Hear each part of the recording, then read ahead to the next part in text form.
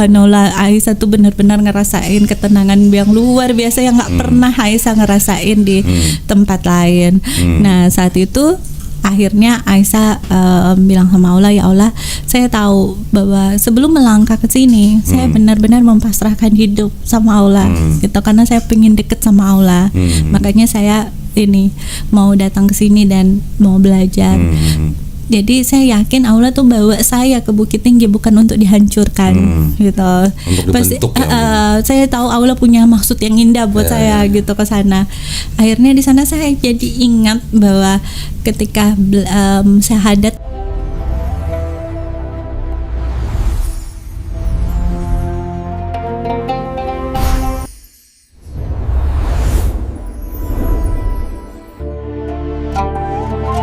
warahmatullahi wabarakatuh. Alhamdulillahirrabbilalamin. Wassalatu wassalamu ala rasulillah. Senang sekali berjumpa kembali di channel Donditan dan Gerham Mualaf Jakarta.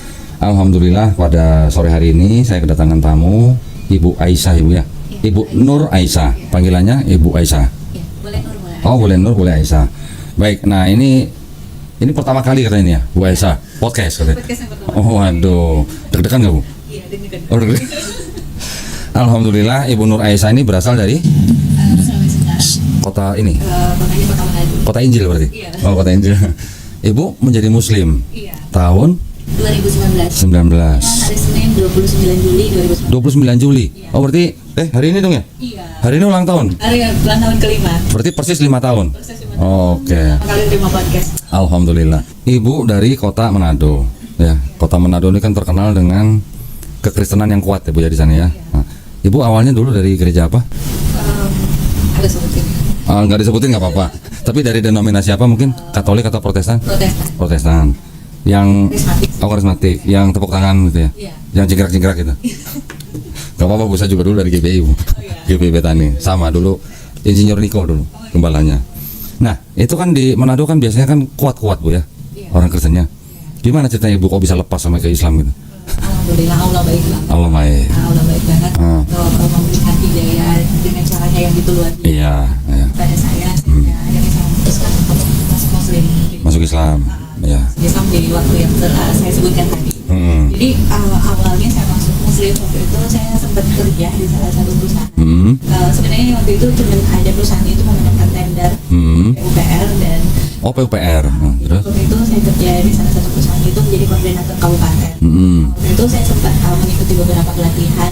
Saat itu saya sempat satu kamar sama adik-adik itu yang pintar banget ngaji. Masya Allah. Sebenarnya jadi Terus? ngaji itu saya rasa nyaman banget. Oh. Singkat cerita pada hari terakhir itu kebetulan kita mendapat fasilitas menginap di sebuah hotel dan saya mendapat fasilitas yang alhamdulillah lebih sebenarnya dari beliau untuk nginap bersama saya.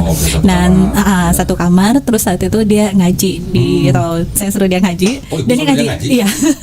Orang Kristen waktu itu kan Iya, suruh. tapi saya suruh dia ngaji gitu. Karena saya senang banget itu denger ngajinya, rasa tenang banget, nyaman banget gitu. Dan Terus? saat itu saya suruh beliau ngaji, terus dia udah berhenti sampai 3 kali, saya suruh lagi. Ibu bayar nggak itu? Iya. Kenapa kok Ibu penasaran suruh dia ngaji?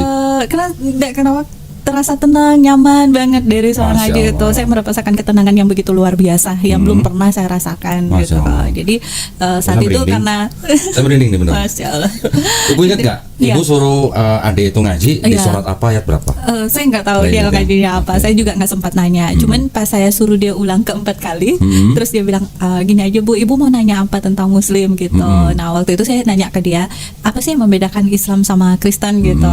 Dia menceritakan banyak hal ke saya, dan di situ saya dapat sebuah kebenaran. Oh iya ya, kalau Isa Al-Masih itu, Yesus itu adalah Allah itu sendiri. Kenapa ketika dia dicari sama pasukan Romawi, dia bersama dengan 12 muridnya ketika dia pergi ke Taman Getsemani, di sana dituliskan bahwa Yesus itu berdoa. Nah kepada saya, kalau dia Allah itu sendiri, kenapa dia berdoa kepada siapa? Dia berdoa. Jadi itu adalah sebuah kebenaran pertama yang saya dapatin. Dan akhirnya saya mencari kebenaran dan kebenaran lebih lagi, dan alhamdulillah saya menetapkan hati untuk memeluk agama Islam dari hal itu. Setelah berapa lama Ibu? Itu bulan April, jadi bulan bulan April dari- 2018. Oh 18 Dari 2018 baru ke ke Juli 2019. Iya, Berarti kurang lebih 1 tahun. kurang lebih 1 tahun. Nah selama 1 tahun ibu belajar dari siapa? Saya nggak belajar dari itu, jadi cuman kayak lihat Google aja, terus kayak gitu-gitu, terus sering nelpon dia juga. Adik itu gimana. umur berapa, Bu? Adik itu kalau nggak salah umurnya waktu itu saya sekitar dia baru 21. 21? Iya, dia 21. Berarti adik itu pintar kristologi berarti, Bu? Iya. Bisa menceritakan begitu ya? Dia cerita tentang dia banyak menceritakan karena dia itu luar biasa banget. Waduh keren ya, ternyata ada ya. Ada. Baru tahu loh saya. Dia kayaknya memang mendalami agama banget gitu, lulusan pesantren. Terus dia menceritakan tentang Nabi Isa alaihissalam yang ada di Quran nggak, Bu? Dia menceritakan sedikit. Sebenarnya kalau untuk Isa al-Masih sih, dia menceritakannya sedikit, tapi dia lebih banyak menceritakan tentang Islam itu sendiri. Oh gitu. Dia menceritakan tentang Islam itu sendiri. Jadi dari situ karena saya sudah sedikit tahu tentang agama Kristen, jadi ya dari apa yang dia sampaikan itu Nyambung. Nyambung. Oke. Tapi Gitu. yang pertama kali ngomong bahwa Yesus ke Taman Getsemani berdoa tuh ada itu. Saya. Oh ibu sendiri. Saya Oke. sendiri. Dari cerita yang dia itu iya ya gitu. Karena dia menceritakan banyak hal gitu. Terus saya bilang oh iya ya. Kalau memang Yesus itu ada Allah itu sendiri, kenapa saat itu dia berdoa gitu di sana kepada siapa dia berdoa? Kan nggak mungkin dia berdoa kepada dirinya Diri sendiri sendiri. gitu. Katanya sedang memberi contoh. Sedang katanya. memberi contoh.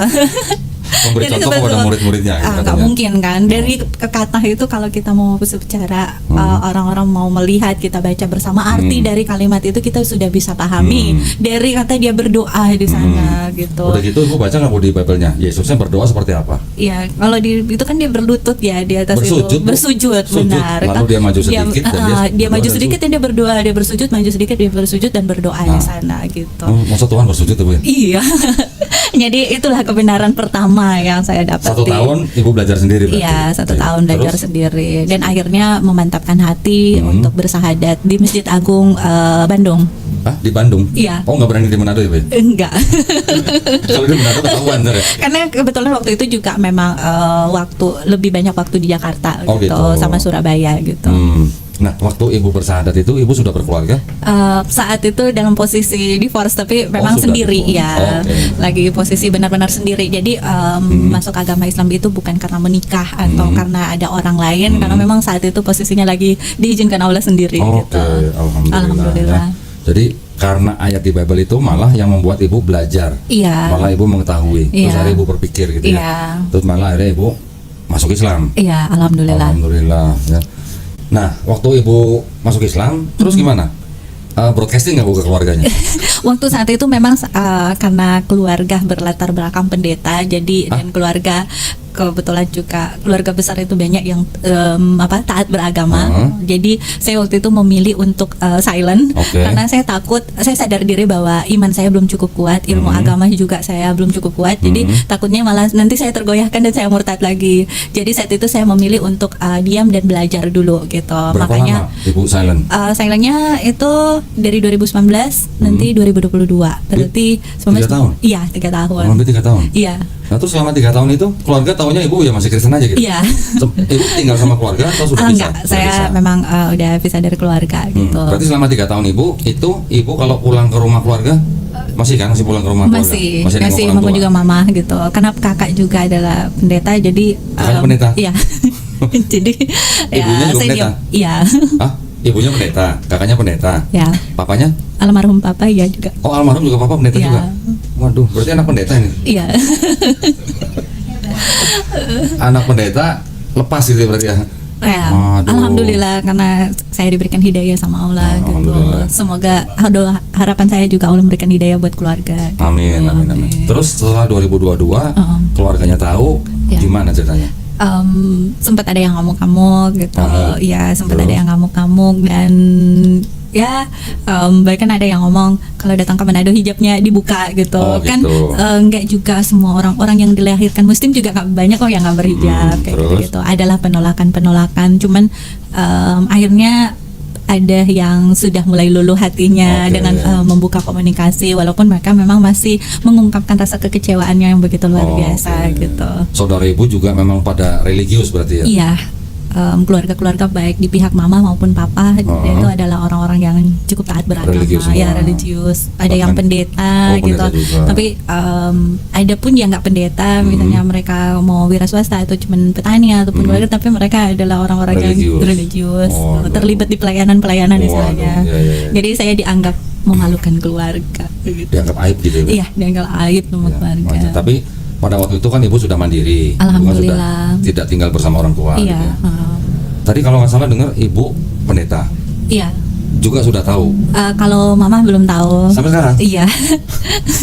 usia berapa mamanya? Mama udah 74 mau 75 Oh, bulan 74 Oktober. tahun. Oke. Jadi sampai sekarang mamanya belum tahu. Belum tahu kalau mama gitu. Ya apa ya? Ya itu sih hak daripada Bu Aisyah ya. Iya. Bagaimana yang paling tahu kondisi mamanya kan Bu Aisyah ya. Iya. Berarti 2019 sekarang sudah 2024. Iya. 5 tahun ibu nih. Iya. Gimana? Waktu awal-awal ada kesulitan? Awalnya waktu masih silent malah nggak ada kesulitan, Pak Ustadz. Jadi nanti malah proses pemurnian keimanan saya dimulai di tahun 2022. Oh. Jadi dirubah tahun 2022 itu saya sempat menikah. Jadi awalnya itu di 2019 sampai 2022 alhamdulillah Allah tuh sudah mempercayakan banyak hal ke saya. Saya tidak lebih kaya dari orang lain, tapi saya sebagai seorang wanita sudah cukup ya, hidup ya, cukup ya, ya. gitu. Nah, di saat itu saya Cukup materi maksud Bu ya? iya, jadi saya pikirnya ya Allah sudah memberikan banyak hal ke Ya, saya. ya, Terus saya itu belum belajar agama. Mau sholat aja saya masih nuntun dari Buku, dari YouTube Oh. gitu kan. Nah, aku pengen belajar lebih lagi gitu dan saat itu sebenarnya saya nyari tempat-tempat untuk belajar, tapi ada beberapa kendala sampai akhirnya saya memilih untuk menikah. Saya bilang sama Allah, ya Allah kalau seperti ini tolong kirimkan saya imam untuk membimbing saya lebih dekat sama Engkau gitu. Dan akhirnya saat itu saya menikah. Tapi di saat justru saya memilih untuk lebih dekat, disitulah Allah memproses kehidupan saya begitu luar biasa. Jadi mau diceritakan detailnya? Oh, iya, ngapain? Kalau bercerita. Jadi di akhirnya saya itu mungkin karena minimnya ilmu agama saya, waktu itu saya pengen menikah tapi saya pengen ta'aruf. Oke. Nah, saya kira ta'aruf itu hanya sebatas tidak pacaran aja, tapi ternyata kan proses ta'aruf itu sebenarnya panjang. Iya. Dan akhirnya saya menikah pada tanggal 22 Mei 2022. Dan saat saya menikah di 3 bulan per awal saya sudah merasakan KDRT. Oh. Jadi di saat itu pertama kali saya menghadapi KDRT itu cuman karena saya tahu masa lalu dari mantan suami gitu. Jadi saya tahu ternyata mantan istrinya juga pernah hampir dibunuh sama dia gitu. Oh, gitu. Terus dia pernah istrinya masih berdarah-darah dipaksa untuk Astaga. melakukan sesuatu yang selayaknya suami istri di samping anak gadisnya, dan itu dijadikan alasan untuk menjadi perpisahan antara dia bersama dengan mantan istrinya. Di situ saya merasa dibohongi banget gitu. Jadi akhirnya saya itu tahunya di sekitar jam 2 siang, di antara jam 2 siang, sekitar jam 2 siang itu pada tanggal 3 September 2022. Nah, saat itu saya belum langsung tanya sama beliau. Jadi nanti pas malam sudah mau tidur baru saya tanyain. Saya bilang, "Ayah boleh ngomong nggak?" gitu. Nah, pas dia bilang boleh, akhirnya saya nanya, "Coba tolong jujur ke saya soal perpisahan dengan mantan istrinya," gitu. Nah, karena saya bilang saya ada di dunia usaha. Kalau ada kebohongan itu saya berpikir akan menghambat rezeki kita. Itu kejujuran ayah itu tidak akan merubah hubungan kita. Cuman saya pengen jujur aja. Nah, saat itu akhirnya dia ngamuk-ngamuk. Dia ngamuk-ngamuk, saya udah ketakutan. Terus habis dia ngamuk-ngamuk, saya bilang nggak apa-apa kok gitu. Kalau nggak mau ngomong ya nggak apa-apa juga. Tapi akhirnya dia tampar saya untuk pertama kali. Nah, pas saya ditampar untuk pertama kali, adiknya gedor-gedor pintu karena kedengaran di luar Adiknya gitu. suami? Karena kebetulan waktu itu kita weekend dia pulang ke rumah mertua. Nah, jadi pas saat itu saya ditampar-tampar. Pas adiknya ketuk-ketuk pintu tuh, akhirnya dia buka pintunya. Oh, dia nggak mau buka, dia buka. Pas dia buka, adiknya bilang, "Kita semua di rumah ini sudah ngerasakan tangannya suami saya. Kenapa harus Kak Nika lagi?" Nah, pas saya itu karena nama saya Nika gitu, saya langsung ambruk dan jatuh, dan saya jalan sendiri dari rumah, dia itu keluar ke rumah. Nah, tapi saat itu orang tuanya karena orang tuanya sangat baik dan keluarganya sangat baik, dan dia juga minta maaf dan tidak melakukan lagi. Dan saya memilih untuk bertahan karena saya pikirkan kalau mau pisah saat itu saya baru menikah dan saya sudah mempublikasikan diri juga sebagai seorang muslim, saya sudah berhijab, gimana pandangan dari orang-orang lain gitu. Nah, saat itu saya masih bertahan. Dan tapi saya masih sering mengalami KDRT, bahkan saya sampai digigit. Hah? Digigit nih. Lo kok malah cowok yang gigit? Bisa kan cewek Jadi gitu? iya, jadi saya digigit sama dia gitu. Jadi kalau kapan aja dia mau nampar ya dia nampar gitu. Walau dia kan itu lagi mengidap beberapa penyakit. Jadi saya berusaha untuk kayak masak setiap dia mau makan masakin gitu. Terus ya pokoknya kalau dia nggak ada seneng aja, pipi saya sampai sekarang itu malah pipi ini sama ini beda gitu, antara kanannya itu beda. Nah puncaknya saya masih bertahan. Puncaknya itu di tanggal dia pukul saya itu di tanggal 27 Maret 2023. Ibu ini kok hafal ya tanggal-tanggal? Iya, jadi karena saya sempat menulis buku kok tentang perjalanan hijrah saya. Jadi tanggal-tanggalnya itu saya hafal. Jadi kisah-kisah itu memang saya hafal. Tanggal 27 Maret itu saya waktu itu saya ngontrak rumah itu ada 2 lantai, di bawah saya jadiin kantor. Dan karena sudah banyak kali terjadi KDRT dan banyak sekali perbedaan di kita. Nah, akhirnya waktu itu kebetulan lagi di ruang kerja dan saya minta ke beliau untuk bantuin dalam membuat surat-surat. Ada beberapa surat yang harus saya kerjain.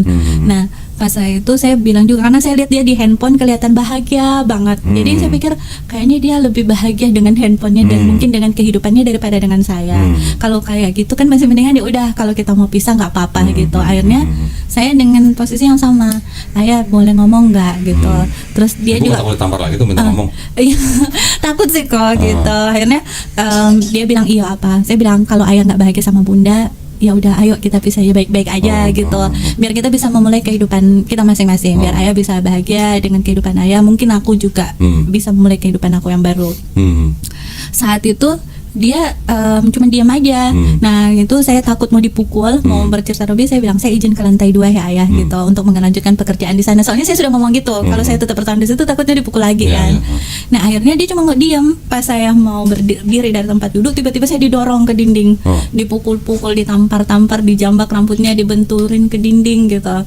Nah itu saya coba untuk lepas. Kebetulan meja kerja saya cukup berat dan akhirnya saya bisa bertahan di meja itu. Dan saat itu dia masih nendang-nendang, mukul-mukul kepala saya. Kebetulan ada laptop, jadi saya jatuhin laptop untuk mengalihkan perhatian dia gitu. Akhirnya dia sempat lepas. Aisyah mau lari keluar, dikejar juga sama dia, didorong. Pas didorong dia keluar ke belakang. Aisyah kira dia mau menenangkan hati gitu di belakang. Dan taunya dia keluar udah sama pisau. Dia keluar sama pisau, terus Aisyah ditarik. Udah pisaunya tuh udah di sini, udah di leher. Sementara kepala Aisyah tuh sudah berdarah. Jadi waktu itu tuh Aisyah sempat mau teriak tapi sudah tangannya udah ini di leher juga kan gitu. Tapi alhamdulillah Aisyah tetap berusaha untuk teriak. Alhamdulillah mungkin tetangga dengar dan dia keluar pura-pura jemur baju, jemur pakaian. Lihat itu kan ada tirai di tempat tinggal kita. Jadi pas dia lihat itu dia akhirnya lepas. Dia lepas. Aisyah tuh udah gemetaran, dia duduk di tangga. Terus duduk di tangga itu Aisyah nunggu dia tenang. Pas dia lempar pisaunya, baru Aisyah lari ke atas.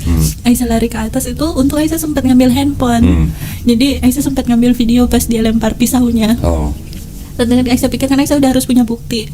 Jadi akhirnya lari ke atas, dikejar lagi sama dia. Jadi dorong-dorongan di pintu dan di leher ini sampai biru semua. Karena ditahan sama dia gitu. Ditahan hampir 1 jam lebih, mungkin kan sampai lemes. Alhamdulillah saat itu anak Aisyah yang paling tua, si Cici, nelpon terus, terus dia sampai bilang ayo kita mati bareng gitu. Aku bilang ya udah kalau kamu mau bunuh saya, izinkan saya turut kirim uang buat anak saya. Soalnya dia nelpon terus. Dan setelah sekian jam nego sama dia, bujuk-bujuk, akhirnya dia lepas. Dia lepas, Aisyah langsung ke polisi. Nah tapi ya pas sudah di polisi sudah dilaporin, Aisyah sudah nggak mau ketemu kan gitu. Tapi Aisyah tuh dikirimin video, adiknya itu ngirimin video papa sama mamanya udah nangis karena papanya nggak mau menanggung malu lagi. Kakaknya itu lagi baru keluar penjara karena kasus asusila anak di bawah umur. Terus adiknya masih itu kena kasus narkoba.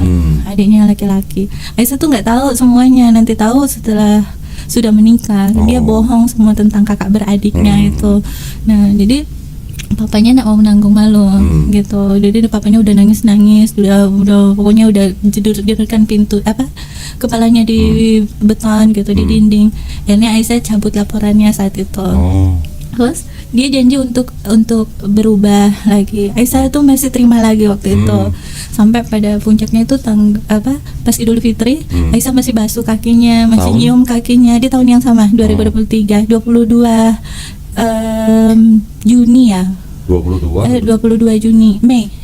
Idul Fitri di 2023. 23. Jadi Aisyah tuh masih basuh kakinya, masih nyium kakinya, pengennya mulai lagi dari baru. Ya udah, ini adalah pengabdian aku sebagai seorang istri. Nah waktu itu dia juga cuman emang katanya orang seperti dia itu malahan akan menganggap Aisyah itu sebagai malaikat dan dia iblisnya.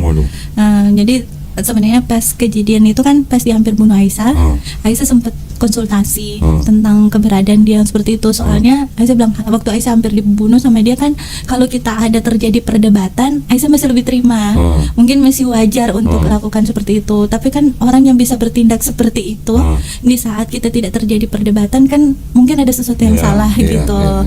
Jadi Aisyah hanya berkonsultasi dengan beberapa pihak dan Aisyah tuh cari tahu masa lalunya dia, dari dia masih kecil ke orang tuanya, ke adik kakaknya, ke sepupu-sepupunya, ke orang-orang di lingkungan. Akhirnya Aisyah tuh jadi tahu dia dengan masa lalunya gitu.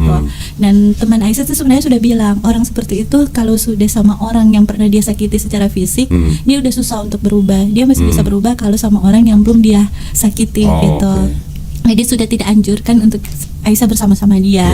Tapi Aisyah tuh masih kayak, aku masih belum, satu lagi yang belum aku lakukan, belum basuh kakinya. Jadi itu masih basuh kakinya saat itu. Cuman seminggu kemudian dia masih lempar gelas dan belingnya tertanam di kakinya Aisyah. Nah saat itu Aisyah bilang itu pun Aisyah udah buat makanan buat dia kok. Terus nanti kan kita makan di lantai 2, Aisyah masaknya di lantai 1. Itu Aisyah bawa makanannya itu masih panas-panas. Terus dia lagi main handphone. Terus dia bilang kenapa mengendap-endap gitu, dia mau dapetin dia lagi bikin ini bikin itu katanya. Saya bilang ini lantai kita ke lantai 2 ini kan tangganya beton, terus udah dilapisin karpet pula, jadi pasti kan nggak kedengaran. Terus yang dibawa juga panas. Terus ngana ya udah makan aja lah, aku mau istirahat, maaf ya gitu. Terus pas Aisyah itu langsung dipanggil, hei anjing gitu. Terus pas natap gitu Aisyah bilang kenapa sih ya kalau memang marah kenapa harus ngata-ngatai kayak gitu gitu.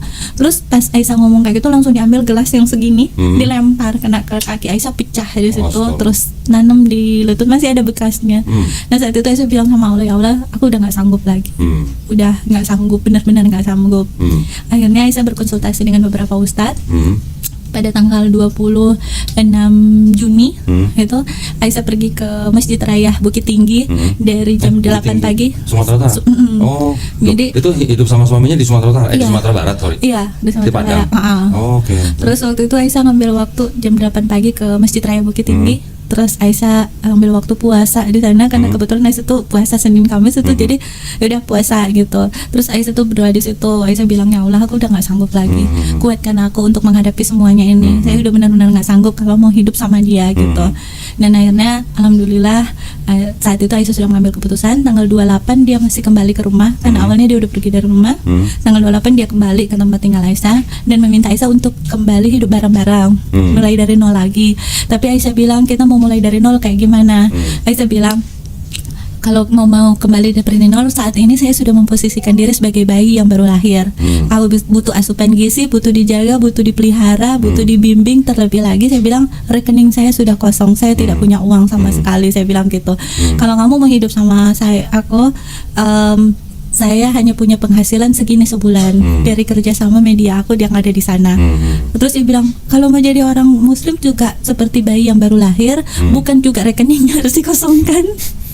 Nah, saya bilang pokoknya saat ini posisi saya seperti itu. Jadi Aisyah tuh melihat kalau memang dia mau benar-benar dia bisa menerima keadaan itu. Katanya dia tidak seperti itu jadi muslim. Jadi dia pengen banget beli rumah sama beli mobil. Tapi gimana Aisyah mau berusaha juga untuk membeli atau mengeluarkan uang, sedangkan Aisyah sudah sering di KDRT. Jadi kan udah nggak mau sama sekali.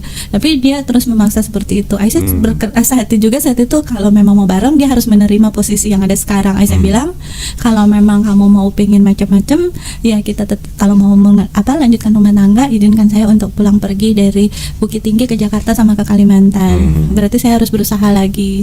Tapi kalau posisinya sekarang emang saya rekeningnya nol, saya bilang gitu. Terus akhirnya dia pergi dari rumah, ya udah kalau memang kayak gitu kita pisah aja. Ya udah, Aisyah pun udah, ya saat itu Aisyah udah benar-benar pisah. Dia masih kembali beberapa kali, masih ngancam-ngancam beberapa kali, tapi Aisyah sudah mengambil keputusan untuk tidak. Tapi disitulah Allah menunjukkan kemahakuasaannya yang luar biasa di hidup Aisyah. Aisyah cuma tidak bersungut-sungut sampai Aisyah memaksakan diri untuk bilang terima kasih ya Allah. Jadi di tengah-tengah cobaan itu yang begitu berat, Aisyah tetap bersyukur. Aisyah terus malah lebih banyak belajar baca Al-Quran dan yang lain-lain. Terus Aisyah tahajud juga dan sana sendiri kok. Jadi di sana itu di Bukit Tinggi sendiri. Karena waktu tinggal di sana dia juga nakut-nakutin. Kalau tinggal di kota itu katanya orang di sana itu kalau kita itu punya masalah sama mereka akan membuat hidup aku tuh tidak berdaya sama sekali. Jadi Aisyah takut untuk komunikasi dengan banyak orang. Jadi kalau sama tetangga-tetangga paling cuma senyum aja gitu. Jadi nggak punya teman dekat sama sekali. Jadi berapa lama tinggal di 1 tahun 7 bulan. 1 tahun 7 bulan. Jadi pas kejadian itu akhirnya alhamdulillah Aisyah tuh lebih banyak mendekat ke masjid gitu, belajar agama. Dan di masjid itu pas tanggal 26 itu ketemulah sama ibu-ibu yang mengatakan di sana itu ada belajar Al-Quran setiap hari Senin. Cuman hari Senin itu kebetulan ustadz yang ngajar tidak ada karena orang tuanya sakit. Jadi nanti minggu depannya Aisyah datang. Dan pas Aisyah datang itu di sana itu ada ustadznya. Nah Aisyah pertama kan benar-benar nggak tahu sama sekali baca Al-Quran waktu itu. Iqra'nya belum tahu sama sekali. Jadi Aisyah duduk di belakang dengan malu-malunya. Tiba-tiba ada ibu-ibu yang manggil, ayo maju di sini karena ustadznya udah datang. Nah pas belajar itu biasanya ustadz baca ayat terus diikutin satu persatu. Pas sampai di giliran Aisyah bilang sama ibu sebelah, saya belum bisa baca gitu. Nah beliau sempat nyari Al-Quran yang ada bahasa Latinnya, cuman akhirnya dilewati. Terus saat itu Aisyah tiba-tiba dihubungi sama Uni itu. Dia bilang mau nggak belajar Al-Quran, mau banget gitu. Alhamdulillah saya didampingi oleh beliau untuk belajar dan pada tanggal 15 September Aisyah sudah bisa baca walaupun belum lancar. Masya Allah banget, Allah tuh luar biasa. Padahal Aisyah pertama kali buka Iqra mikirnya 2 tahun mau belajar itu. Soalnya kan pas bingung gimana mau belajar Iqra ini. Pertama kali bisa baca ayat Quran, rasanya gimana? Alhamdulillah banget. Subhanallah, Aisyah tuh benar-benar ngerasain ketenangan yang luar biasa yang nggak pernah Aisyah ngerasain di tempat lain. Nah saat itu akhirnya Aisyah bilang sama Allah, ya Allah, saya tahu bahwa sebelum melangkah ke sini saya benar-benar mempasrahkan hidup sama Allah gitu, karena saya pengen deket sama Allah. Makanya saya ini mau datang ke sini dan mau belajar. Jadi saya yakin Allah tuh bawa saya ke Bukit Tinggi bukan untuk dihancurkan gitu. Pasti saya tahu Allah punya maksud yang indah buat saya gitu ke sana. Akhirnya di sana saya jadi ingat bahwa ketika syahadat dulu saya meminta untuk tidak divideokan dan tidak dipublikasi. Tapi saya berjanji bahwa ketika saya bisa baca Al-Quran, saya akan mensiarkan agama dengan cara yang Allah percayakan ke saya. Nah, pertama kali ini berarti ini. Iya, alhamdulillah. Dan di saat itu Aisyah tuh akhirnya buka mualaf center di Bukit Tinggi. Iya, mualaf center di Bukit Tinggi. Bu Aisyah malah buka mualaf center di Bukit Tinggi. Iya, alhamdulillah. Jadi itu pas di proses perceraian itu berjalan karena Aisyah tidak mau pemikiran itu terganggu dengan hal-hal yang negatif. Aisyah pikir ini sudah jadi masalah, so itu harus diselesaikan, harus dihadapi. Tapi saya harus membuat sesuatu yang bermanfaat buat diri saya sendiri dan sekiranya bisa bermanfaat sama orang lain. Jadi selama proses perceraian itu berjalan, di saat itulah Aisyah mendirikan mualaf center di Bukit Tinggi. Nama mualaf centernya apa? Mualaf center Bukit Tinggi memang. Mualaf center Bukit Tinggi. Iya. Sampai sekarang masih. Alhamdulillah sampai sekarang. Sudah berapa mualaf yang dibina di sana? Masih ada 3 keluarga yang dibina dengan 12 jiwa. Masya Allah. Bahasanya jiwa kayak orang gereja. Oh iya ya, pakai bahasa apa sih kalau bahasa ini keislaman? Saya masih kekurangan kosakata. Kosakata keislaman itu masih karena Aisyah memang baru belajar. Jadi dari 2019 setelah Bu Aisyah masuk Islam sampai 2022 itu berarti belum terlalu melakukan Islamnya berarti. Belum. Jadi untuk belajarnya 2022 belum. menikah, 2023 proses cerai. Iya. Baru nih benar-benar belajar Islamnya dari situ. Alhamdulillah. Belajar Islam malah bikin mualaf center. Iya. Waduh, keren ya. Semua karena Allah kok. Semua karena Allah. Iya. Nah, terus gimana ceritanya kok sekarang bisa di Jakarta nih? Lagi ada acara atau memang pindah ke sini atau gimana? Milih hijrah ke Jakarta kok, karena kalau tinggal di Bukit Tinggi kan ada mualaf-mualaf yang di bawah binaan Aisyah. Terus Aisyah juga butuh hidup gitu. Jadi Aisyah pikir kalau tinggal di Bukit Tinggi di sana tuh udah banyak pengusaha soalnya. Mereka udah banyak, jadi Aisyah tuh milih untuk pindah ke Jakarta untuk memulai hidup dari nol kembali. Jadi Mbak Bu Aisyah di Jakarta nih sedang memulai usaha baru. Iya. Boleh tahu nggak usaha apa? Usahanya. Enggak, jangan. Iya, kalau lagi mencari-cari sih kok gitu. Jadi lagi menata kehidupan kembali. Terus mualaf-mualaf yang di Bukit Tinggi gimana, ditinggal? Masih tetap di binaan. Ada gitu. yang mengurusi di sana? Sementara ini kok lagi nyari orang yang tepat untuk mengurusi. Karena kemarin ada sedikit orang yang dipercayakan tapi beliau kurang amanah gitu. Jadi mungkin beliau sih mungkin ada sesuatu yang dipikirkan atau apa. So ada beberapa bantuan yang akhirnya tidak tersampaikan ke para mualaf. Jadi sementara beliau saya hentikan. Nah, ini lagi mencari. Jadi kalau ada sekiranya yang kenal, saya ingin titipkan mualaf center di Bukit Tinggi. Kalau Kokoh juga ada kenalan di sana, sekiranya yang bisa amanah. Begini. Tuh ada tuh. Masya Allah tuh. Ibu di sini udah ngurusin mualaf, ke sono lagi. Ini siapa yang ngurusin tuh? Waduh. Karena sebenarnya di sana juga kok ada 12-an anak yang ngaji di mualaf center itu. Udah ada guru ngajinya. Cuman mereka juga karena ada masalah itu kemarin, jadi sempat berhenti. Dan Terus sempat berhenti. Sebenarnya sekarang ini juga mereka lagi berhenti. Terus udah banyak yang hubungi Bu, kapan buka lagi gitu kok. Pingin banget itu proses belajar mengajinya tetap dibuka lagi gitu kok. Bentar. Ini ada konsumsi datang. Oh, Masya Allah. Nih, sambil makan dong, sambil makan. Nontonnya bengong doang dari tadi, nggak ada yang. Serius banget. Enggak, nonton mulutnya nggak ngunyah. Dibagi. Masya Pak Monas, kalian makan, Pak Allah. Monas. Pak Monas makan, maaf ya. Nah, kita belakangan Bu. Iya, nggak apa-apa.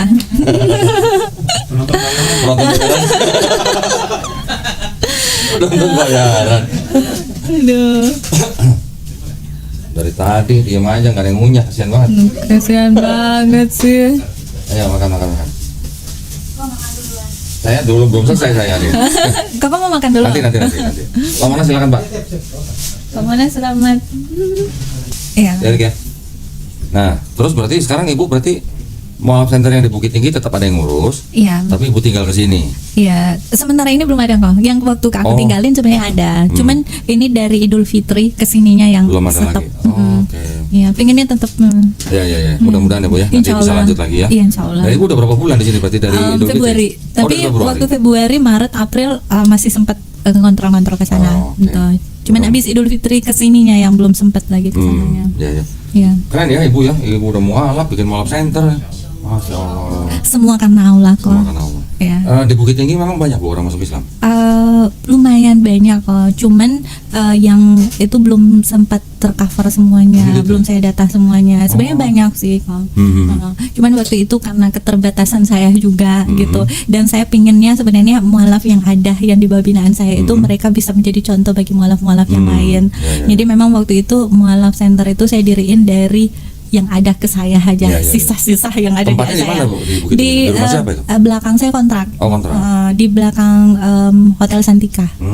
Dan saya memang waktu itu belum sempat mempublikasi minta tempat itu. Tapi udah ada orang yang datang untuk minta bersyahadat di situ. Kalau orang datang minta bersyahadat belum ada. Itu sebenarnya mualaf-mualaf yang sudah memang sudah mualaf gitu mereka.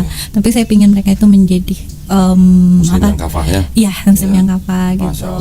Mudah-mudahan Allah rahmati ya Bu ya. Iya, insya Allah. Terus Ibu nih kan sudah 5 tahun nih ya Iya. Kan? Ibu nggak pengen pulang ke Manado? Pengen pengen banget. Tapi untuk domisili enggak. Domisili enggak. Saudara-saudara berarti masih di sana semua ya? Iya, masih di sana semua. Masih ada komunikasi dengan saudara-saudara di sana? Masih ada kok. Cuman kalau kakak sementara tutup dulu gitu. Iya. Tutup dulu.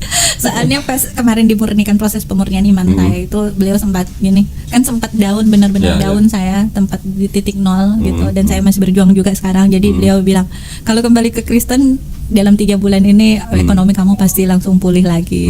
Nah, jadi sejak saat itu saya masih milih untuk tidak. Ibu dulu waktu sebelum mendengar teman sekamar yang ngaji di kamar hotel itu, sebelumnya itu ibu pernah nggak punya stigma negatif terhadap Islam? Alhamdulillah tidak. Tidak? Karena papa itu walaupun beliau pendeta, dia banyak teman ustadz dan imam Oke. juga.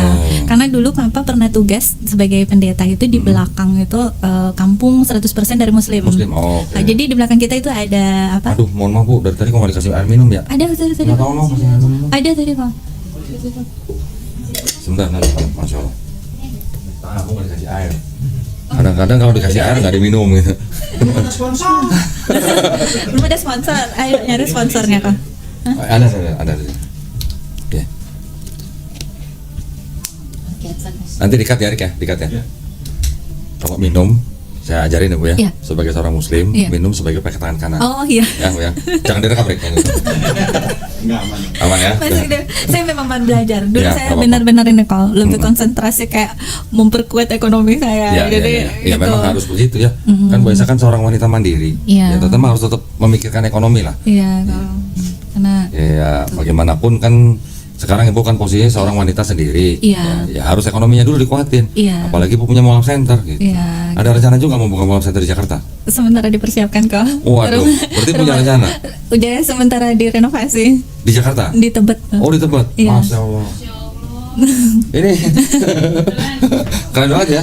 Waduh, sudah ada yang mau dibina di Tebet? Belum ada sih kok, jadi baru persiapkan tempatnya aja dulu. oke. Jadi nanti kalau ada yang itu di sana, yang penting tempatnya sudah saya sediain gitu. Karena saya butuh tempat tinggal juga kan gitu. Saya butuh tempat tinggal, jadi sekalian aja Oke, gitu. Saya sekalian. jadi belajar di situ. Ada teman-teman juga bisa belajar gitu. Nah kan saya juga sendiri kan kok. Jadi ya udah biar teman-teman juga yang pengen belajar di situ. Iya, ya. Alhamdulillah. Berarti mesti cari guru ngaji lagi dong ya? Iya. Ada guru ngaji tuh, Mas. Iya. Itu bisa di calling tuh. Iya. Ya.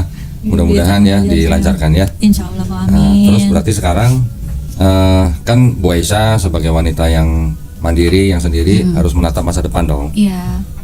Nyari lagi nggak Bu? Apa? Hah? Enggak kok. Oh, kok cepat amat jawabnya?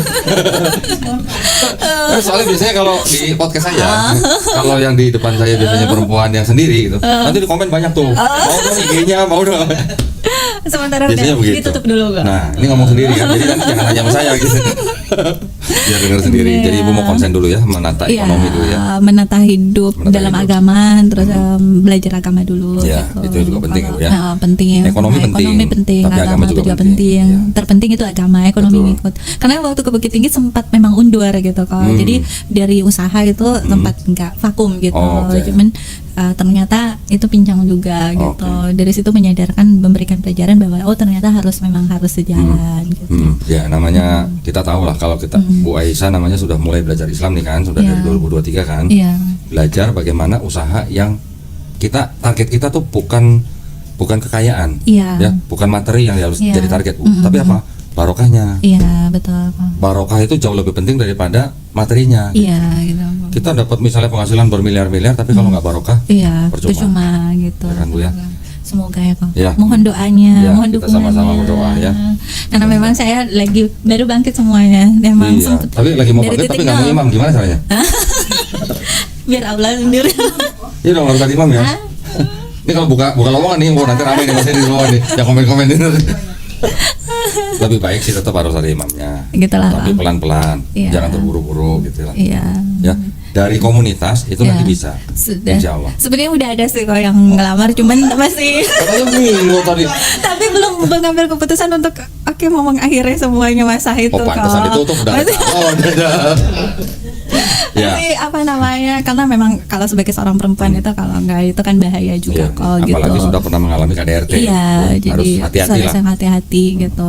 Trauma juga memang iya gitu. Mungkin yang dulu, yang kedua itu ada yang tidak dilakukan. Iya. Sekarang dilakukan dulu. Iya, kok, Ya. betul. Yang Betul. dulu kan ngecek masa kecilnya setelah KDRT. Iya. Nah, sekarang sebelum nikah harusnya dicek dulu. Iya. Karena juga memang harusnya memang karena ilmu agama Aisyah mungkin yang masih kurang. Karena mungkin kalau sebenarnya ilmu agama Aisyah itu udah juga mantap, kalau memang dia juga ada jodoh, caranya Aisyah untuk berkomunikasi atau menanggapi masalah itu mungkin berbeda ya kok. Cuman karena yang kembali lagi sebenarnya karena ilmu agama Aisyah yang kurang gitu. Jadi tidak juga mempersalahkan dia Iya, sih gitu, karena ilmu agama Aisyah Udah yang ditampar kurang. kanan kiri masih juga nggak nyalain ya, masya Allah ya, keren loh Mbak Aisyah nih. Kayaknya harus melihat ke diri kita aja supaya tidak Ibu ada dulu dendam waktu dan benci gitu. Oke, ibu dulu waktu masih Kristen pernah ditampar?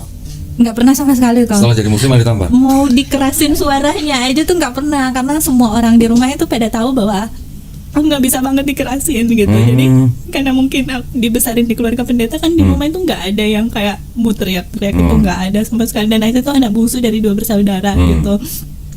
Dan mungkin di Aisyah tuh dari kecil itu semua orang kayak mau menjaga bagaimana perasaan Aisyah supaya tidak tersakiti gitu. Jadi selalu sangat-sangat dijaga oleh semuanya gitu, supaya ketika memang juga menghadapi semuanya, pokoknya pertama kali dikerasin dengan suara ya saat itu sama beliau. Pertama kali juga menerima caci maki dari umur dari Aisyah ngerti dari lahirnya pertama kali sama dia. Belum pernah sama sekali ada orang yang katakan anjing atau apa, itu nggak pernah sama sekali. Itu nggak pernah. Tapi gini Bu, mohon maaf ya Bu ya, kalau ini agak sensitif ya. Kan Bu Aisyah dari kecil sampai akhirnya masuk Islam tidak pernah dikasari apalagi ditampar. Setelah masuk Islam nikahnya sama orang muslim malah dikatain, malah ditampar. Gimana pandangan Ibu tentang itu? Ibu bisa bedain nggak antara muslim dan Islam? Gitu? Tidak, kalau maksudnya soal agama itu tidak mempengaruhi pandangan Aisyah tentang agama. Itu ke personnya gitu, ke pribadinya orang. Jadi oknum ya Bu ya? Tidak mewakili Islamnya. Tidak ya, gitu sama sekali. Alhamdulillah sih. Jadi Ibu pandangan Ibu terhadap Islam ya fine-fine saja. Iya. Alhamdulillah. Itu yang penting. Malahan justru dengan kejadian itu Aisyah tuh makin kuat gitu imannya sampai saat ini. Dan itulah kenapa Aisyah selalu bikin mualaf center, karena Aisyah tahu bahwa ternyata mungkin di luar sana juga ada para mualaf lain yang mungkin punya masalah yang sama Aisyah atau mungkin lebih berat dari Aisyah gitu. Jadi Aisyah ingin merangkul mereka juga di sana. Mungkin gitu. kalau boleh saya komentari sedikit ya. Kalau suami Ibu yang Ibu sudah cerai atau sedang proses kan? Sudah. Alhamdulillah. Gitu. Mungkin kalau suami Ibu yang melakukan KDRT dengan Bu Aisyah itu mungkin dia kurang ngaji Bu. Iya. Ya. Di Quran memang ada ayat bahwa suami boleh mukul istri. Iya. Ya Bu ya. Tapi bukan berarti mukul seperti yang Ibu terima itu. Iya. Kan di Quran juga dikatakan taatilah Allah, taatilah Rasul. Berarti kalau di Quran ada kata-kata seperti itu, untuk melakukannya kan berarti kan kita harus melihat contoh yang dilakukan oleh Rasul atau sunnah Rasulnya. Sedangkan kalau kita cari hadis manapun, tidak pernah sekalipun Nabi mukul istrinya. Dan mukul istri yang diperbolehkan di Quran itu syaratnya seperti apa? Pertama, tidak boleh di wajah. Ini dokter nih pipinya udah beda ini ke kanan sama kiri. Pipinya Bu Aisyah udah kebal dong berarti. Iya. Pertama, tidak boleh mukul istrinya di wajah. Yang kedua, tidak boleh meninggalkan bekas. Nah, gimana caranya? Gimana caranya mukul istri? Satu, nggak boleh di wajah. Kedua, nggak boleh meninggalkan bekas. Berarti kan kita harus lihat contoh daripada Nabi Muhammad SAW. Pernah nggak beliau mukul istri-istrinya? Ternyata tidak ada. Ternyata tidak pernah diceritakan Nabi Muhammad SAW memukul salah satu istrinya.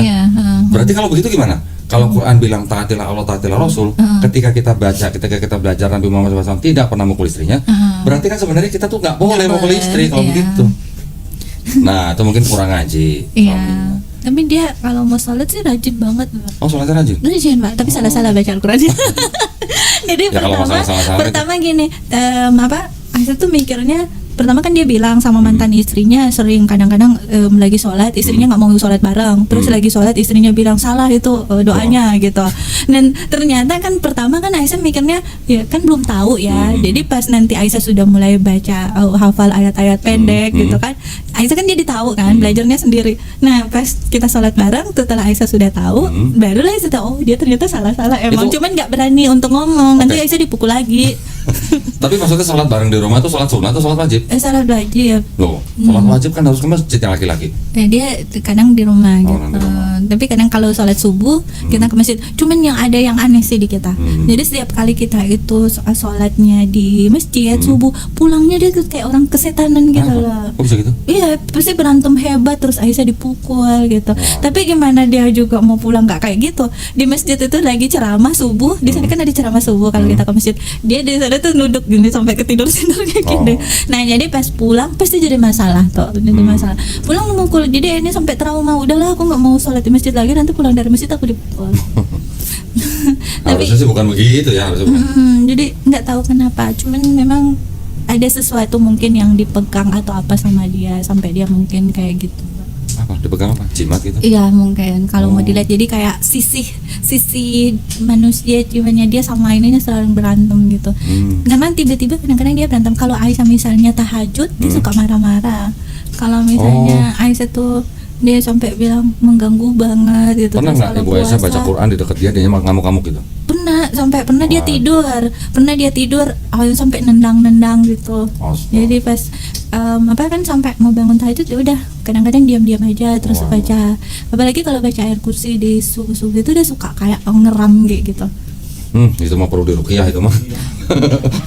Itu mah Tapi perlu susah diruqyah. itu. diajak ruqyah sampai orang tuanya udah ngajakin sekali aja dia mau, habis itu udah nggak mau lagi. Oh, waktu diruqyah, waktu pertama kali diruqyah itu gimana sampai dia? Kayaknya dia terlalu keras, dia terlalu kuat ininya, jadi nggak kerasa. Tapi kan katanya harus berapa kali, pas ajakin kedua kali udah nggak mau lagi. Ya sudahlah, itu semuanya masa lalu ya Bu ya. Iya. Pokoknya yang penting Ibu Aisyah sudah mengambil pelajaran. Iya. Tetapi dari pengalaman Ibu, dari mulai masuk Islam sampai menikah lagi, mengalami hal-hal yang tidak mengenakan, Iya. tadi Bu Aisyah bilang juga tidak mengubah pandangan Ibu terhadap Islam, Iya. itu sudah alhamdulillah. Iya. Terus perasaan Ibu waktu masih Kristen dengan sekarang di dalam Islam, bedanya Perasaannya bagaimana? jauh-jauh berbeda. Jauh, walaupun Ibu mengalami KDRT. Belum mengalami KDRT. Dulu di Kristen kan Ibu nggak pernah dibentak, nggak pernah dipukul. Nggak pernah, tapi justru ketenangan batin yang sesungguhnya itu bisa Aisyah rasakan justru di saat itu. Oh, ketika menjadi seorang Iya, justru apalagi di dalam semua proses ya pemurnian iman. Jadi Aisyah menamakan itu proses Allah memurnikan iman Aisyah. Di saat itu masalah memang berat banget. Tapi di saat itu juga malah Aisyah mendapatkan ketenangan batin yang luar Masya biasa. Allah. Jadi Aisyah tuh sempat 5 tahun sendiri. Nah, ketika itu Aisyah nggak lebih banyak uang dari orang lain, tapi alhamdulillah Allah mencukupkan waktu itu. Jadi kalau dia capek kerja atau apa, kadang-kadang nonton. Bahkan pernah sekali Aisyah sewa studio untuk nonton sendiri. Hah? Studio Bahkan untuk nonton di bioskop. studio bioskop disewa. Jadi bayar gitu. Terus Kamu bisa gitu Bu ya? bisa, jadi kan kalau hari biasa kan nggak banyak nonton, jadi tanya ke manajernya biasanya hari segini berapa seat yang terisi gitu.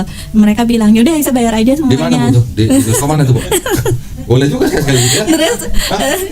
Terus sih kayak gitu. Jadi karena Aisyah tuh kalau mau ketemu sama orang takutnya malah kan Aisyah tuh butuh ketenangan gitu.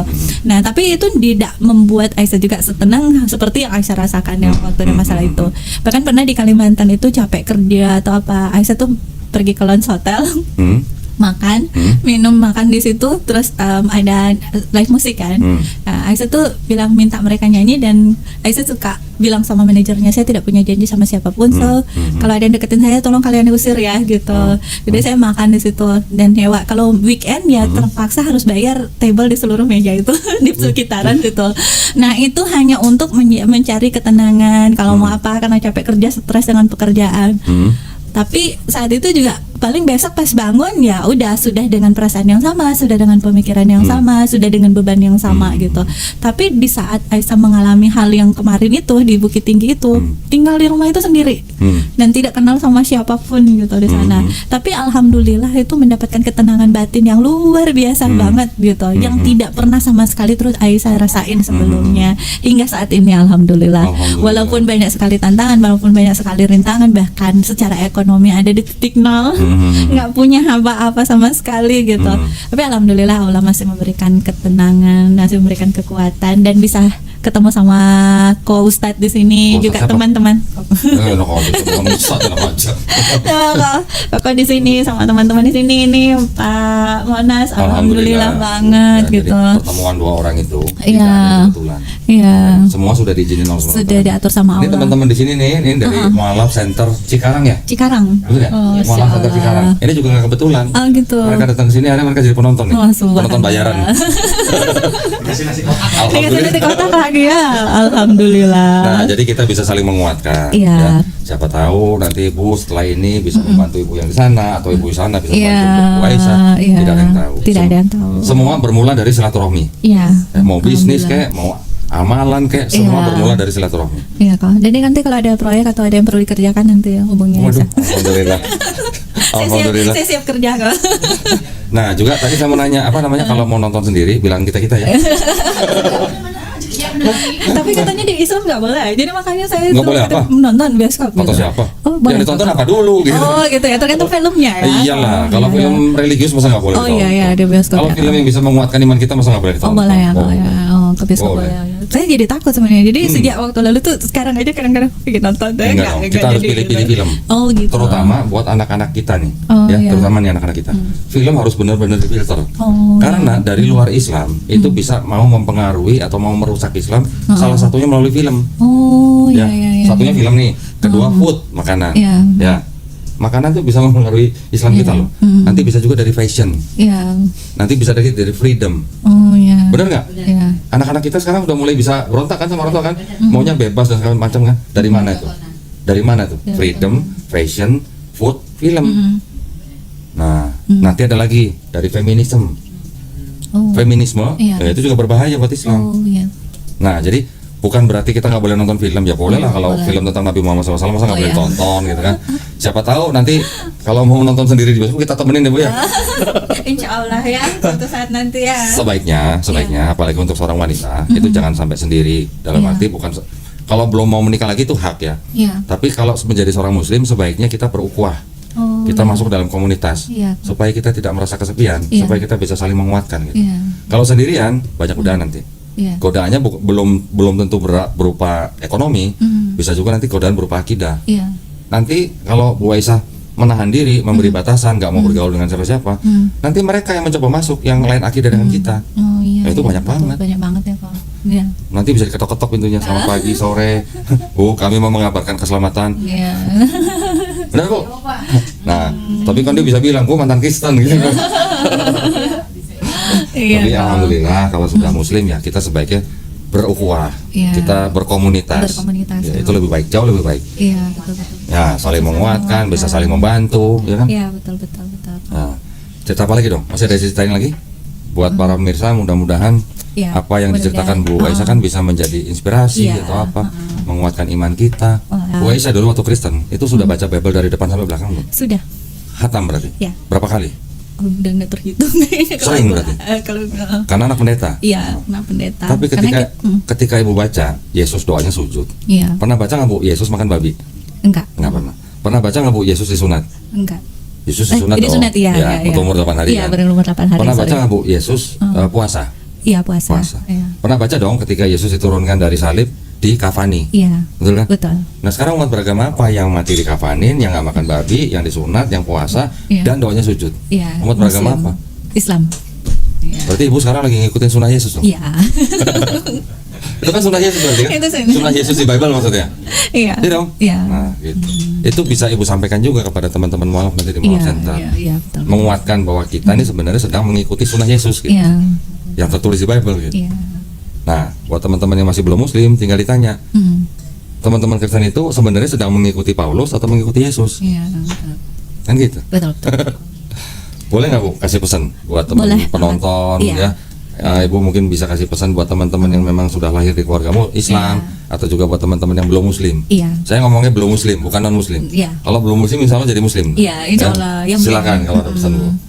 Jadi sebagai pesan atau hikmah dari perjalanan hidup saya buat teman-teman yang sudah Muslim maupun yang belum menjadi Muslim, ya, Insya Allah bisa mendapat hidayah bersama-sama dengan kita semua yang ada Amin. di sini, Iya. bahwa ketika dihadapi dengan suatu masalah seberat apapun itu, jangan pernah goyah. Jadi jangan pernah menjauhkan diri dari Allah. Justru di saat itu kita harus lebih mendekatkan diri sama Allah. Kita harus Masya berpasrah diri sepenuhnya sama Allah. Masya Allah. Karena Allah tuh tidak pernah mengizinkan suatu masalah kita hadapi karena kalau Allah tahu itu kita tidak mampu Ya, gitu ya, sebagai ya. seorang manusia.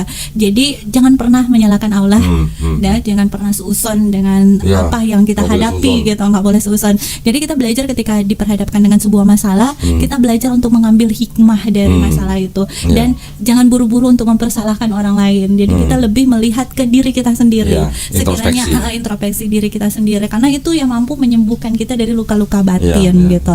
Jadi ketika saya menghadapi sebuah masalah itu tidak mudah. Secara manusia saya tidak mampu, sangat-sangat tidak mampu. Ya. Tapi saya memilih untuk bersyukur. Jadi di saat situasi lagi sangat-sangat sulit, saya memaksakan diri itu tetap bilang terima kasih ya Allah. Ya. Sampai suatu saat saya itu tidak bisa untuk berkata-kata apa-apa dalam doa saya, dalam sujud saya sudah tidak sanggup untuk berdoa. Ya. Tapi di situ tuh saya cuma bilang terima kasih ya Allah, terima kasih, kuatkan saya, sayangi saya, cintai saya, jangan tinggalkan saya.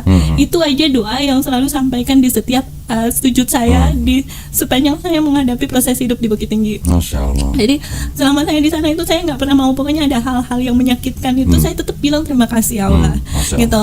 Jadi di dalam kunci kehidupan saya punya 6, yaitu tetap berpasrah sepenuhnya sama Allah. Kedua, banyak-banyak bersyukur. Ketiga itu tulus dan ikhlas, bangun hati yang tulus dan ikhlas. Ya. Keempat itu sabar. Ya. Kelima itu banyak-banyak bersedekah. Mm-mm. Terus keenam itu tetap rendah hati, Iya, gitu. Masya Allah. Jadi Keren. itulah pesan saya. Saya hanyalah manusia, saya tidak bisa menggurui yang lain, tapi itu hal yang saya praktekkan dalam kehidupan saya, dan saya berusaha untuk mengimplementasikan apa yang saya pelajari di dalam Al-Quran gitu di dalam kehidupan saya, dan alhamdulillah saya ada hingga saat ini. Saya sempat kehilangan semuanya. Jadi ketika saya pindah ke Jakarta itu, saya dalam posisi saya tidak punya apa-apa sama sekali.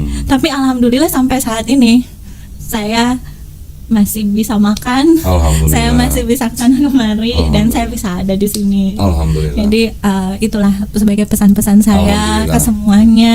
Terus belajar untuk menggunakan waktu yang Allah berikan dengan hal-hal yang baik gitu, yang Alhamdulillah. sekiranya bisa bermanfaat Ya, bagi insyaallah. banyak orang gitu. Ya, keren Tetap ya pesannya ya. kuat gitu. Ini sebelum Jangan ditutup, goyah. penonton ada yang mau nanya nggak? Ada yang mau nanya Penonton. Iya. Penonton. Silakan Bu. Saya tanyakan tadi di awal dikatakan bahwa ibu Nuraini sudah orang tuanya belum tahu ya, Iya. sampai saat ini. Iya. Bagaimana sampai bisa seperti itu? Ah. Ibu, kenapa sampai orang tua tuh sampai belum tahu? Itu bagaimana hubungan selama ini? Hubungannya sama mama itu baik-baik aja, cuman Aisyah tuh lebih memilih tidak menyampaikan karena beliau sudah pernah stroke, dan saat ini kembali stroke beliau di Desember kemarin. Dan sebenarnya kebahagiaan mama, kesehatan mama adalah yang utama itu dalam kehidupan saya. Jadi saya nggak mau beliau itu kenapa-napa gitu. Saudara-saudara juga nggak ada yang berani kasih tahu mamanya. Nggak ada kayaknya. Cuman apa pernah mungkin sudah itu, cuma memang Aisyah yang melarang untuk Oke. menyampaikan, karena Aisyah itu tidak pernah mau membebani mama dengan masalah apapun. Tapi harapan Aisyah ada buat mama. Ketika mama kemarin itu kembali stroke kok, Aisyah tuh berdoa, ya Allah jangan ambil mama sebelum mama syahadat. Ya, walaupun memang itu kelihatan mustahil karena mama enggak, kemarin enggak ada yang tidak ada yang mustahil ya. Karena mama kemarin kena stroke lagi dan tidak bisa ngomong gitu. Mama udah kelima kali stroke, dan kemarin saya sudah minta kakak untuk konsultasi dengan dokter.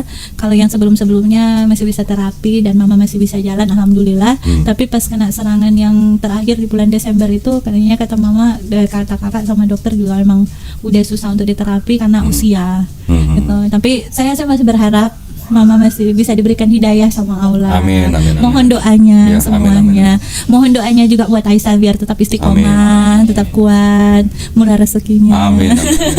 Mudah jodoh. Lah, kok nggak ngaminin? Amin ya rabbal alamin. Biar menjadi membawakan kebahagiaan dunia dan Ya, akhirat ya, amin. kok Ya. bisa jadi imam Ada yang dunia nanya lagi? akhirat. Cukup? Bapak silakan. Iya, Pak, silakan. Waktu mendapat KDRT Ya. itu nikahnya di Bukit Tinggi, Iya. dapat orang sana juga. Iya. Bukan berarti orang Bukit Tinggi suka KDRT semua ya Pak ya? Bukan, kan? Ya. Iya Pak, di sana supaya. Tapi oknum di sana juga banyak orang-orang baik.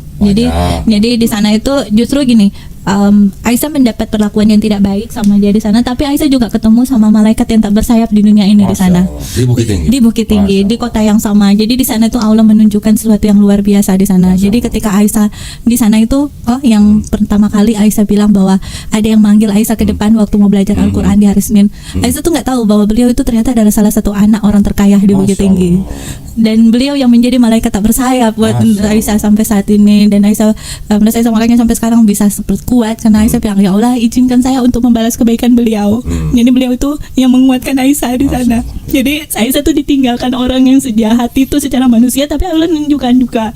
Jadi Aisyah tuh diajarin belajar Al-Quran. Masya Walaupun kalau mau dipikir mungkin beliau tuh udah punya keluarga yang baik-baik Ya. aja, dan dia udah punya segalanya. Dia nggak perlu mau care sama orang lain, juga hidupnya udah baik-baik aja kok gitu.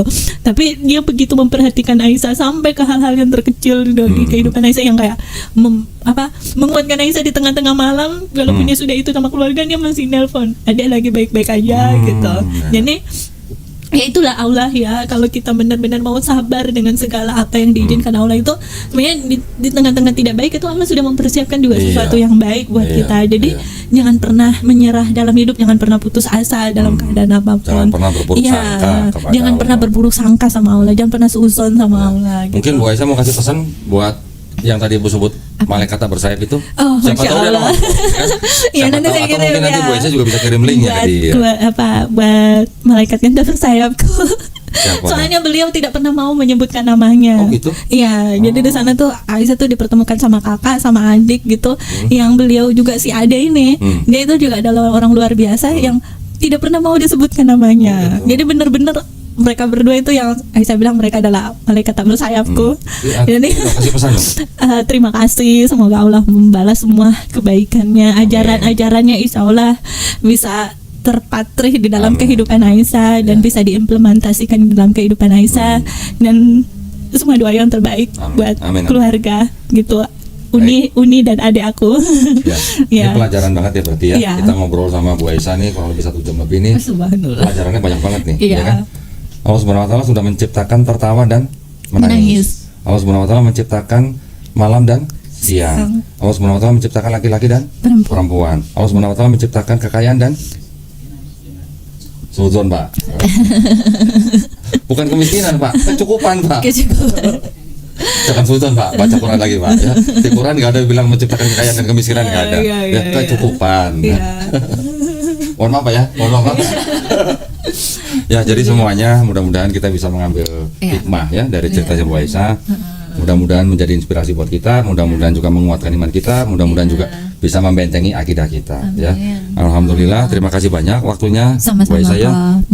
Mohon doanya, Sama-sama. mohon bimbingannya, mohon dukungannya Sama-sama mohon. buat saya. Sama-sama mendoakan. Ah, ya, Kita sama-sama. sama-sama mendoakan ya. Baik, Sama-sama. mudah-mudahan kita semuanya istiqomah dan husnul khotimah. Itu yang paling Amin, penting. amin, amin, amin ya rabbal alamin. Baik, terima kasih banyak para pemirsa perhatiannya. Ya.